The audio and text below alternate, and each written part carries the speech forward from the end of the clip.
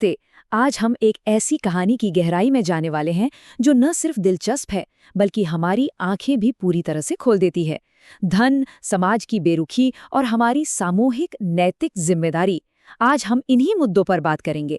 The awakening ये नाम बिल्कुल सटीक है, क्योंकि हम देखेंगे कि कैसे अतीत की एक कहानी आज भी हमारे समाज के सबसे गहरे और कड़वे सच को उजागर करती है।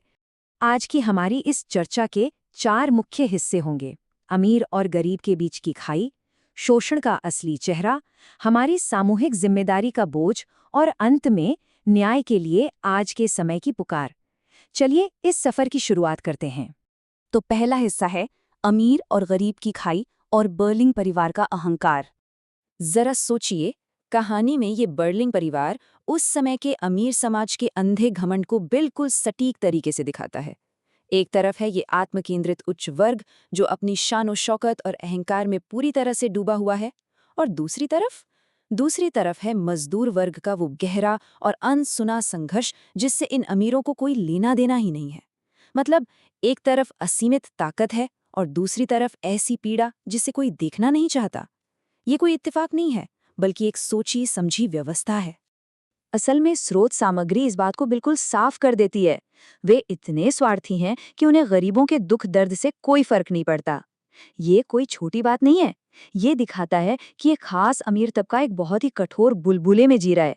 उनके पास पैसा है, सुख सुविधाएं हैं, लेकिन संवेदनाओं के लिए कोई जगह नहीं है। उनकी दुनिया में गरीबों की तकलीफें पूरी तरह से अदृश्य हैं। अब आते हैं दूसरे हिस्से पर, शोषण का चेहरा और ईवा स्मिथ की त्रासदी। यहाँ हमें समझना होगा कि शोषण असल में है क्या।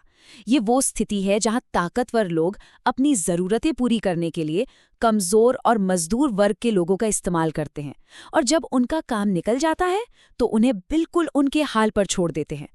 कहानी की मुख्य पात्र ईवा स्मिथ, जो एक गरीब मजदूर लड़की है, इसी क्रूर शोषण का सबसे बड़ा प्रतीक बनकर सामने आती है। वो दिखाती है कि कैसे ये ताकतवर लोग कमजोरों को सिर्फ अपना मतलब साधने का एक साधन समझते हैं। इंसानों को चीजों की तरह इस्तेमाल करना किस हद तक जा सकता है। अपनी जरूरतों के लिए इस्तेमाल किया और फिर बिल्कुल अकेला छोड़ दिया। ईवा की ये दर्दनाक कहानी एक बहुत ही गहरी और दोषपूर्ण सामाजिक व्यवस्था की पोल खोलती है। ये दिखाती है कि कैसे ऊपर बैठे लोगों के लिए इंसानी जिंदगियां सिर्फ इस्तेमाल करके फेंक देने वाली वस्तुएं हैं। और सच कहूं तो ये सिर्फ एक ईवा की कहानी नहीं, बल्कि अनगिनत शोषित लोगों की सच्चाई है। तीसरा हिस्सा, सामूहिक जिम्मेदारी और इंस्पेक्टर गूल का संदेश। यहाँ कहानी में एक बड़ा ही दिलचस्प और नाटकीय मोड़ आता है। इंस्पेक्टर गूल की एंट्री होती है, जो इस पूरे स्वार्थी माहौल को झकझोर कर रख देते हैं। उनका संदेश बहुत ही साफ और अटल है। समाज पूरी तरह से एक दूसरे से जुड़ा हुआ है।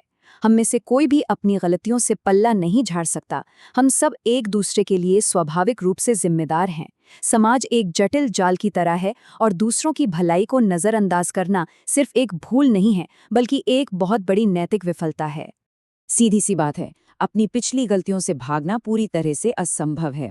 जो हो गया सो हो गया, उसे आप मिटा नहीं सकते। ये एक कड़ी चेतावनी है कि हमारे हर काम के, और यहाँ तक कि जब हम कुछ नहीं करते तब भी, उसके नतीजे पूरे समाज को भुगतने पड़ते हैं। आप चाहे जितनी कोशिश कर लें, सच्चाई से भागने पर कोई पनाह नहीं मिलती। जवाबदेही तो सामने आकर ही रहती है। अब इन सब बातों को गहराई से समझने के बाद हमारे दिमाग में एक बहुत ही लाजिमी सवाल आता है: क्या ये कहानी आज भी मायने रखती है? क्या आज के इस दौर में भी ये प्रासंगिक है? चलिए इसे हमारे चौथे और आखिरी हिस्से में समझते हैं, न्याय के लिए एक आधुनिक पुकार और समानता की मांग। अगर हम उस दौर के अहंकार और आज की पूर्ण समानता और न्याय की मांग की तुलना करें, तो यह हमें बहुत कुछ सोचने पर मजबूर कर देता है। ये साफ बताता है कि नाटक में जो सामाजिक समानता और न्याय की मांग की गई है, वो सिर्फ इतिहास के पन्नों में दबी हुई कोई बात नहीं है। ये आज भी हमारे लिए और पूरी मानवता के लिए एक बेहद सक्रिय, जीवंत और अनिवार्य मांग है। सबसे बड़ी बात जो हमें यहाँ समझनी है वो ये कि समानता और न्याय की ये पुकार समय की मोहताज नहीं है। असलियत तो ये है कि हमारा समाज आज भी शोषण के इस बुनियादी संघर्ष से पूरी तरह बाहर नहीं आ पाया है। हाँ, तरीके बदल गए होंगे, रूप बदल गए होंगे, लेकिन मूल समस्या वही की वही है। और इसीलिए इन बातों की अहमियत आज के समय में और भी ज्यादा बढ़ जाती है। तो हम आज की इस चर्चा को एक ऐसे सवाल के साथ खत्म करेंगे जो शायद आपको बेचैन कर दे। अगर अहंकार और शोषण का ढांचा आज भी वैसा ही बना हुआ है, तो क्या हम आज भी बर्लिंग परिवार के उन्हीं पापों को नहीं दोहरा रहे हैं? जब तक समाज में पूरी तरह से न्याय नहीं मिल जाता, तब तक हमें खुद से ये पूछते रहना चाहिए कि आखिर आज हम किसके दुख दर्द को अनदेखा कर रहे हैं। इस पर जरूर सोचिएगा। आज हमारे साथ इस गहरे विश्लेषण में जुड़ने के लिए आपका बहुत बहुत धन्यवाद।